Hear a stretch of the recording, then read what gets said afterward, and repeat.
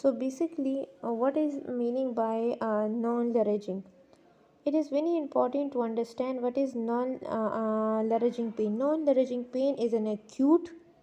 It is not a chronic pain. Basically, that is resolved or after the stimulus is basically removed. So they are saying whether a pain is non-leveraging means when like in response to temperature, means that the pain when the like if a temperature is the stimulus for the pain, but when it is removed, it is the pain is moved it on. When the pain is intense, and leveraging mean it persists by thermal changes, means that even that the temperature has been removed or stimulus, but the pain is still so intense. Okay, so it depends on the pain also, pain duration, its intensity. How will you differentiate between reversible and irreversible? The second, we have also the duration of the pain, either it is for a short lived or long lived. The nature of pain is described is by the patient, either it is very dulled or sharp pain, whether it is spontaneous or non-spontaneous pain. Okay, irreversible pulpitis or pulp hyperemia, it is basically the mildest or earliest forms of the inflammatory response, means that the body is responding. It is one of the earliest forms of the inflammatory response in which the tissue is capable of returning to a normal state. Okay, very important that the tissue is now capable of returning to the normal state of health if the stimuli is removed, means this mild inflammatory response of the body, it is or of the body's tissue is capable of, means they are capable of returning to the normal state of health if that stimulus is removed. That is pulp hyperemia. Okay, pulp hyperemia clinical features is that the pain is short for 30 seconds on and responds to hot but mostly cold stimuli. Okay, sweat and sore food beverages may also means soft sweet foods like chocolates like that may also cause pain. Changes in the position of body do not affect, very important point. Okay, the changing, okay, we will also that the change of the position of the body do not affect the pain here in irreversible, sorry, reversible.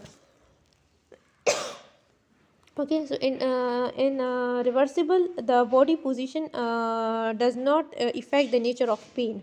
Okay, in irreversible pulpitis, the pain is from cold heat, both persists for more than 30 seconds. Response to heat more spontaneous and radiographic, has very shows deep cavities. The patient radiograph show very deep cavities. Okay, very important in your from exam point of view, the teacher or the examiner can give you in your paper, this is very important question for reversible. If reversible, you can see that the patient has a full capable of the full recovery if the stimuli is removed, but in this irreversible, the two do not recover if the irritant or the stimuli is still removed. It responds to sudden changes when there is a sudden change in temperature.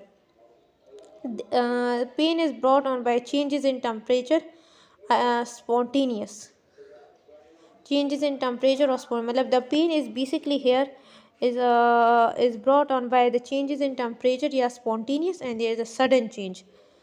Subside when stimuli, means it can be resolved, but it cannot be, very important point. You can see the patient has, it is what we have said before, it does not show you basically that the patient has pulpitis or this, but if you go back to your previous what I have told you in your previous slides, that abnormally resolved to cold, response to cold, means if it was the early irreversible pulpitis. Okay, here the pain is sharp and intense, very important point here is that the pain is the pain is less intense than reversible, but it is more likely to dull edge, very important, it is here a dull pain. Okay, the pain stays up to for 30 seconds or occasionally up to 5 to 10 minutes. Here the pain is last more than 10 seconds, and the occasionally 20 minutes, very important. It is unaffected by the position, very important, but it is actually important okay. So here is the pain is initiated ascended when patient reclines. It is very important. In this position, in the when the patient has irreversible pulpitis, so when he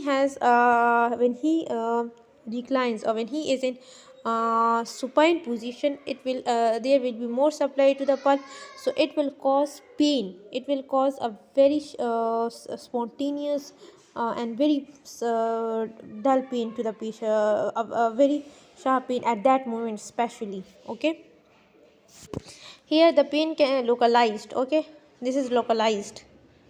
It is referred, the patient will represent her whole jaw there as a that it will be a diffuse, like you can know. Okay, so you cannot say it.